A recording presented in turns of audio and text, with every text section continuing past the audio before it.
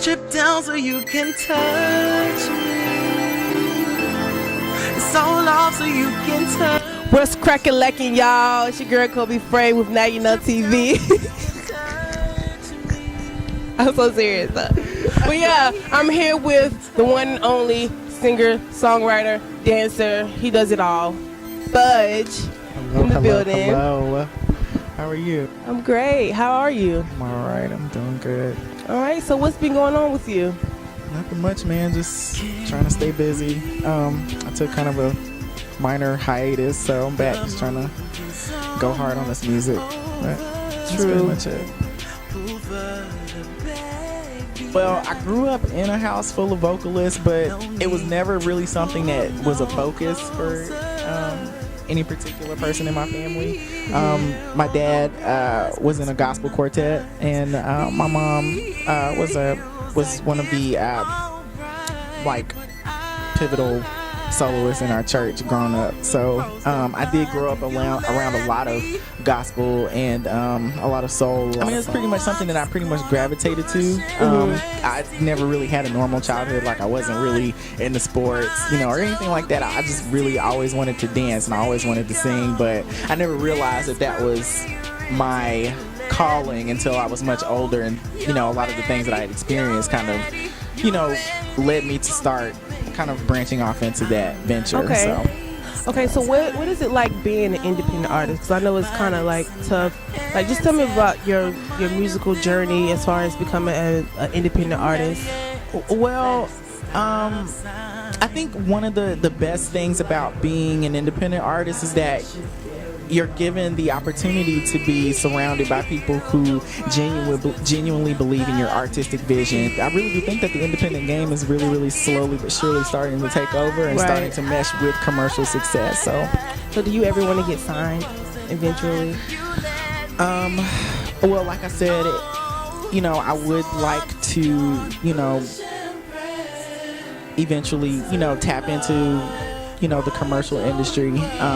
But at the same time, I want to know that, I'm not, being stripped of my artistic freedom. Yeah, you want, creative control. Pretty much. Basically, that's really all I want. I mean, because I think a lot of people, you hear a lot of different artists say, I had to do it this way to kind of eventually get to how I am in my 4th and 5th and 6th album now. So I don't necessarily want to do that. I want to be able to come into the game and kind of be at the helm of my own reinvention. So being signed to a major label would be a really, really great accent to my career. So let's tap into your music. You have your first mixtape. It's The Salt in My Tears, yes. Talk about a little bit about that.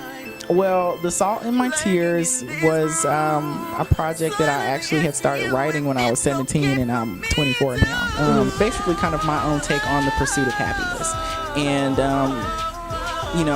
you have to go through things to get to where you want to be. So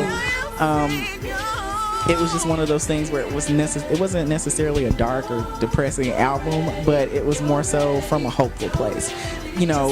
Kind of embracing your own circumstances and using that to fuel you to get to a better platform in your life. From there, that's kind of how The Salt in My Tears kind of came about. So who are some of the artists that you look up to?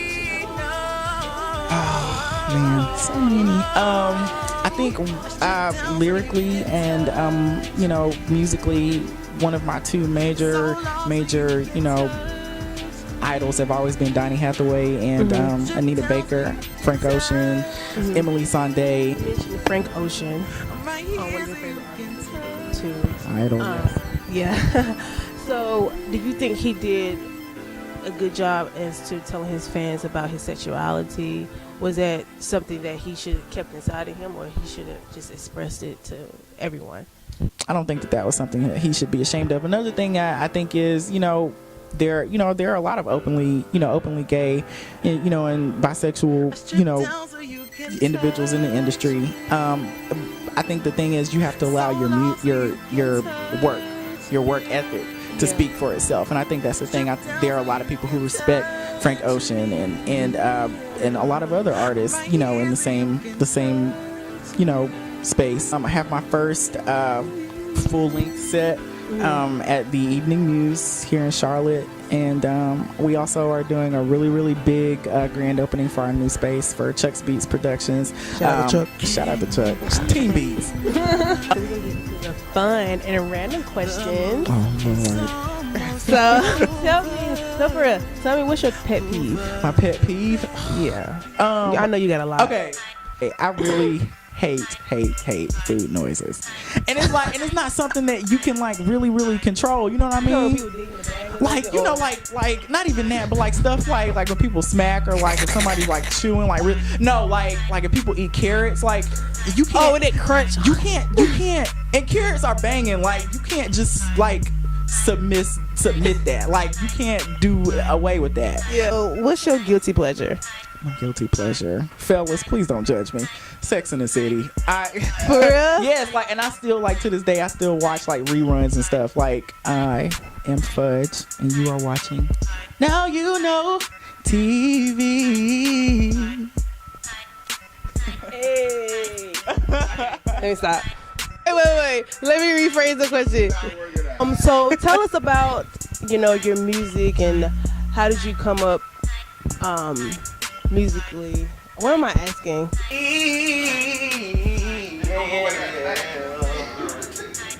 Oh, my dad called me. Hold on. So you come from a musical background, correct?